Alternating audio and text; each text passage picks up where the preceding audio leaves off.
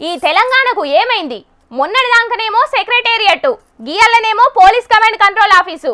దీనికి ఎవరు జిమ్మదారి? ఎవరు మాట్లాడరేంది? దీనికి ఎంబటే తీసుకోవాలే పెద్ద యాక్షను.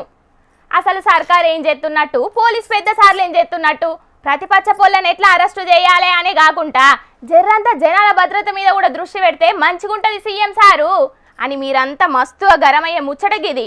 ఇక ముచ్చట పురాగా చూసి మీరేమంటారో మీరే అనుండ్రి.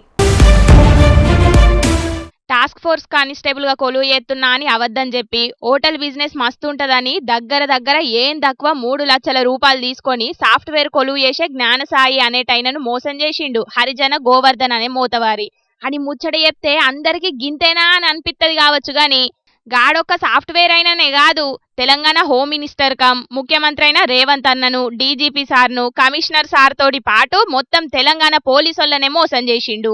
పోలీస్ కమాండ్ కంట్రోల్ సెంటర్ కు 3-4 మలకలచ్చిపోయిండట హరిజన గోవర్ధన్ అనే బట్టబాజిగాడు. గట్లా కమాండ్ సెంటర్లకేం చచ్చేది యూషే బోర్ల పడ్డాడట సాఫ్ట్వేర్ అయినే. నిజమైన పోలీస్ అయిన కావచ్చని పైసలు ఇచ్చినా అని ఈ సాఫ్ట్వేర్ కొలువు చేసేటైన ఫిర్యాదు ఇచ్చే వరకు కూడా మన పోలీసులకు తెలియకపాయే. గాడు నిత్యం కమాండ్ కంట్రోల్ సెంటర్లకు వచ్చి పోతున్నాడని.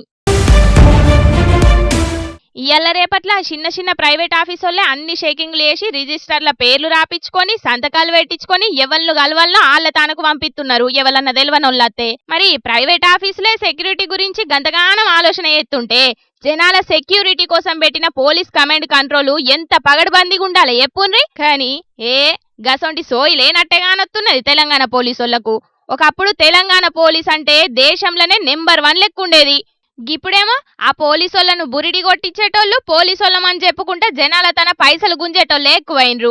ఎవడెవడో అత్తగారింటికి వచ్చినట్టు పోలీస్ కమాండ్ కంట్రోల్ సెంటర్లకి వచ్చి పోతున్నారంటే మన పోలీసోళ్ళ పనితనం ఎట్లున్నదో మస్తుగా కానొస్తున్నది. గది కూడా మోసపోయినోడు ఫిర్యాదు ఇచ్చే వరకు పోలీసులకు తెలియదంటే వా అన్నవా. ఓదికేమో ముఖ్యమంత్రి ఏ మీటింగ్ పెట్టినా సెక్రటేరియట్లా కాకుండా కమాండ్ సెంటర్లనే పెడుతున్నాడు. ఇంకో దిక్కేమో ఎవడెవడో సుట్టపోడొచ్చినట్టు వచ్చిపోతున్నాడు కమాండ్ సెంటర్లకు. మొన్ననేమో సెక్రటేరియట్లకు దొంగ ఐడి కార్డులతోని కొందరు తిరిగిండ్లు. ఇప్పుడేమో కమాండ్ సెంటర్లకు కూడా కొందరు అత్తగారింటికి వచ్చిపోయినట్టే వచ్చి గిసొంటి మోసాలు ఎత్తున్నారు. ఇక రేపు ఎవరన్నా ఉగ్రవాదులు వచ్చినా కూడా ఊదిబత్తీలు పెట్టి పూజలు చేసేటట్టున్నారు తప్పితే ఏం చూసుకునేటట్టు లేరు ఇల్లు అని గరమైతున్నారు గీ ముచ్చట ఎరకైన తెలంగాణ పబ్లిక్ కు.